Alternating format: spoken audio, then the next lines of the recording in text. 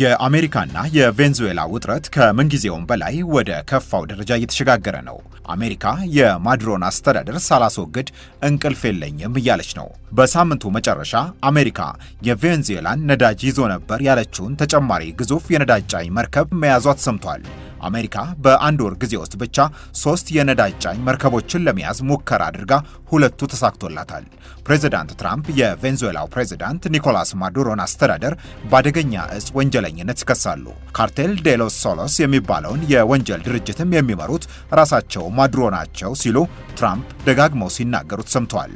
የዋሽንግተን እርምጃም የቬንዙዌላ የነዳጅ ሽያጭ ገንዘብ ከአደገኛ እጽ ጋር ለተገናኘ ወንጀል እየዋለ ስለሆነ እሱን መገደብና መከላከል ነው የሚል ነው።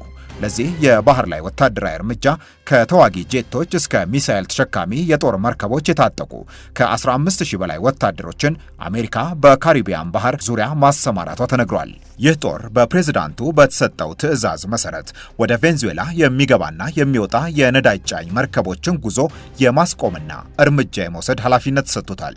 በካራካስ ላይ የምትወስደው እርምጃ በባህር ላይ ብቻ የተገደበ ላይሆን ይችላል፣ ወደ ምድር ወታደራዊ እርምጃም ሊሸጋገር ይችላል የሚል ፍንጭንም ፕሬዝዳንት ትራምፕ መስጠት ጀምረዋል። ይህም ነው በአካባቢው ያለውን ውጥረት ከምንጊዜውም በላይ አስጊ ያደረገው። አሜሪካ እርምጃዋ የፕሬዝዳንት ኒኮላስ ማዱሮን አስተዳደር እስከ ማስወገድ እንደሚደርስ የተናገረች ነው።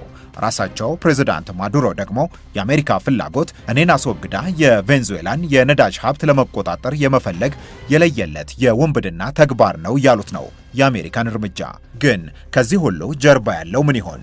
በደቡብ አሜሪካ ሰሜናዊ የባህር ዳርቻ የምትገኘው የ29 ሚሊዮን ገደማ ሕዝብ መኖሪያዋ ቬንዙዌላ በዓለማችን ትልቁ የነዳጅ ዘይት ክምችት ያለባት ሀገር መሆኗ ይነገራል። ይህም ክምችት 303 ቢሊዮን በርሜል ሊደርስ ይችላልም ይባላል። ይህም እስከ 55000 ስኩዌር ኪሎ ሜትር የሚደርስ የመሬት ክፍልን ይሸፍናል። ትልቁን የቬንዙዌላን የነዳጅ ምርት የምትገዛው ሀገር ቻይና መሆኗም ይነገራል። ፕሬዚዳንት ትራምፕ በቬንዙዌላ ላይ የወሰዱ ያሉት እርምጃ ከአደገኛ እጽ ዝውውር ጋር የተገናኘ እንደሆነ ቢናገሩም ነገሩ ከጀርባው ሌላም የሚመዘዝ ጓዝ እንዳለው የሚያነሱም አልጠፉም። አንደኛው ከቬንዙዌላ የነዳጅ ሀብት ጋር የተገናኘውና አሜሪካ የምታነሳው ጥያቄ ነው። ከቅርብ ጊዜ ወዲህ ይህ በትንታኔ አቅራቢዎች የሚነሳው ሐሳብ እውነት ስለመሆኑ ማረጋገጫ የሚሰጥ አስተያየት ከራሳቸው ከፕሬዝዳንት ትራምፕ መሰማት ጀምሯል። ከሰሞኑ ፕሬዝዳንት ትራምፕ እንዲህ አሉ። የነበረንን መሬትና የነዳጅ መብት መልሰው ወስደውብናል። ይህ የሆነው ነገሩን መከታተል የሚችል ፕሬዝዳንት ስላልነበረን ነው። አሁን ያንን መብት መልሰን መውሰድ እንፈልጋለን። ያንን ማድረግ አይችሉም። በጣም ብዙ ነዳጅ እዛ አለ። የነዳጅ መብታችንን ወስደዋል። ኩባንያችንንም አባረዋል። ያን መመለስ እንፈልጋለን። በቀደመው ጊዜ የቬንዙዌላን የነዳጅ ሀብት በመፈለግ ስራ ውስጥ የአሜሪካና የብሪታንያ ኩባንያዎች ተሳታፊ እንደነበሩ ይነገራል። ይህም ዓለም አቀፍ ሕግን በተከተለና የቬንዙዌላን ሉዓላዊነት ባከበረ መንገድ ነበር ይላሉ ትንታኔ አቅራቢዎቹ። በጎርጎሮሳውያኑ አቆጣጠር 1976 ገደማ ቬንዙዌላ የነዳጅ ዘርፉን በመንግስት የሚመራ አድርጋ ተቆጣጣሪነቱንም በምህፃሩ PDVSA ወይንም የቬንዙዌላ የነዳጅና የተፈጥሮ ጋዝ ኩባንያ ሰጠች። በጎርጎሮሳዊው 2007 አካባቢ ደግሞ ግራ ዘመሙ የዛን ጊዜው ፕሬዝዳንት ሁጎ ቻቬዝ የተቀረውን የነዳጅ ፕሮጀክት ሁሉ ወደ መንግስት ጠቀለሉት። ሀብቱንም መውረሳቸውን አሳወቁ። ይህም የአሜሪካ ግዙፍ የነዳጅ ኩባንያዎች እንደነ ኮኖኮ ፊሊፕስ እና ኤክሶን ሞቢል ያሉት ሀገሩን ለቀው እንዲወጡ አደረጋቸው። አሁን በዛ ያለው የአሜሪካ ብቸኛው ኩባንያ ቼቭሮን ብቻ መሆኑም ይነገራል። ለዓመታት የዘለቀው ከካሳ ክፍያ ጋር በተገናኘ አሜሪካ የምታነሳው ጥያቄም መልስ ሳያገኝ ዘልቋል። አከታትላም በቬንዙዌላ ላይ በማዕቀብ ላይ ማዕቀብ ማነባበርን ቀጠለች። በጎርጎሮሳውያኑ 2005 ከዛም በ2017 ከዛም በ2019 እያሉ በርካታ ማዕቀቦችን አሜሪካ በቬንዙዌላ ላይ ጥላለች። በፊት በቀን ከ1.5 እስከ 2 ሚሊዮን በርሜል ነዳጅ ለአሜሪካ ታቀርብ የነበረችው ቬንዙዌላ በሂደት ፊቷን ወደ ቻይና ማዞር ተያያዘች። እንደነ ህንድና ኩባ ያሉ ሀገሮችም የነዳጇ ሸማች ሀገሮች ሆኑ። ፕሬዝዳንት ትራምፕ በዚህ ጊዜ ውስጥ አሜሪካ አጥተዋለች የሚሉትን የነዳጅ መብት ነው አሁን አስመልሳለሁ ብሎ የተነሱት እየተባለ ነው። የቬንዙዌላው ፕሬዝዳንት ኒኮላስ ማዱሮ ስለዚሁ ሐሳብ ሲናገሩ የትራምፕን አካሄድ የቅኝ ግዛት አስተሳሰብ ብለውታል። ከተባበሩት መንግስታት ዋና ጸሐፊ ጋር ተነጋግሬያለሁ። ስለ ጥቃት ደረጃውና ስላለው ስጋት ነግሬያቸዋለሁ። የቬንዙዌላ ነዳጅ የነሱ እንደሆነ፣ የቬንዙዌላ ወርቅ ሁሉ የነሱ እንደሆነ እየተናገሩ ነው። የቬንዙዌላ መሬት ሁሉ የነሱ እንደሆነ ከዚህ ቀደም ሰምተን አናውቅም ነበር። በፍጥነት ልንመልስላቸው እንደሚገባ እየነገሩን ነው። እውነቱን ለመናገር ይህ ጦርነት መሰል የቅኝ ግዛት ፍላጎት ነው። ቬንዙዌላ በወታደራዊ ትብብር በኩልም 123,000 የሚደርስ ጦሯን በማሰልጠንና በመሳሪያ ኃይል በማስታጠቅ ትብብሯ ከነ ቻይና፣ ሩሲያ፣ ኢራንና ኩባ ጋር መሆኑ ይነገራል። በዚህ ሁሉ ምክንያት አሜሪካ በቬንዙዌላ ላይ ጥርሷን መንከሷ ይነገራል። ሌሎች ትንታኔ አቅራቢዎች ደግሞ አሜሪካ ከቅርብ ወራት ወዲህ የጀመረችውን አይነት ቁጥጥር በማድረግ የማዱሮ አስተዳደር ላይ ያን ያክል ተጽዕኖ ልታደርስ አትችልም የሚል እምነት አላቸው። ከዛ በላይ ጉዳቱ ለቻይና ሊሆን እንደሚችል ይጠቅሳሉ።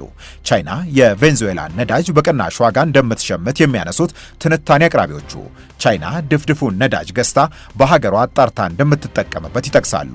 ይህ ገበያ ተረበሸባት ማለት ደግሞ ቻይና ከፍተኛ ወጪን በማውጣት ወደ ሩሲያና መካከለኛው ምስራቅ ገበያ ለመመልከት ትገደዳለች። ቬንዙዌላ በአሁኑ ሰዓት 900,000 በርሜል ገደማ ድፍድፍ የነዳጅ ዘይትን ታመርታለች። ከዚህ ውስጥ 76 በመቶ የሚደርሰውን የምትሸምተው ደግሞ ቻይና ነች። በሂደት በዚህ አካሄድ የምትጎዳው ቻይና የአሜሪካን ተግባር ለመቃወም አላረፈደችም። ሩሲያም ከቬንዙዌላ ጎን ነኝ ብላለች። ከትናንት በስቲያ ሰኞ በፍሎሪዳው ማራላጎ ሪዞርት በውጭ ጉዳይ ሚኒስትሩ ማርኮ ሩቢዮና በመከላከያ የበላዩ ፔቴክስስ ታጅበው ማብራሪያን የሰጡት ፕሬዝዳንት ትራምፕ ግን የማዱሮን አስተዳደር ሳያፈርሱ እንደማይመለሱ ምልክት የሚሰጥ መግለጫን ሰጥተዋል።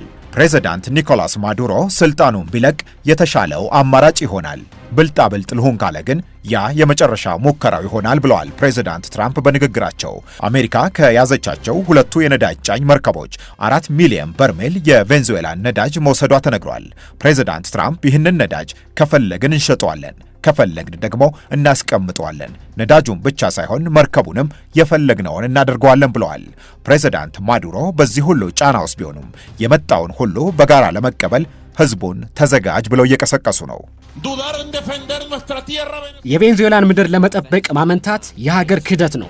የማዕድን ሀብታችን ለመጠበቅ አለመቆም የሀገር ክህደት ነው። ሉዓላዊነታችንን፣ ሰላማችንን ለመጠበቅ አለመቆም የሀገር ክህደት ነው። ቬንዙዌላን ለመውረር እና ሀብቷን ለመውሰድ ለሚፈልገው ማፊያ እምቢ አለማለት የሀገር ክህደት ነው። 90 በመቶ ገደማ የወጪ ንግዷ በነዳጅ ምርት ላይ ጥገኛ የሆነው የቬንዙዌላ ህዝብ የአሜሪካ አካሄድ ምን ይዞብን ይመጣ ይሆን? መርከቦችን በማገድ የጀመረው ተጽዕኖ ወደ ሙሉ ጦርነት ይሸጋገር ይሆን የሚል ስጋት ውስጥ እንዲገባ አድርጎታል። አሜሪካም በየትኛው መንገድ ቢሆን ማዱሮን ሳታስወግድ የምተኛ አትመስልም። አልጀዚራ፣ ሲኤንቢሲ፣ ኤቢሲ ኒውስ፣ ኤፒ እና ሌሎች ድረገጾችን በመረጃ ምንጭነት ተጠቅመናል።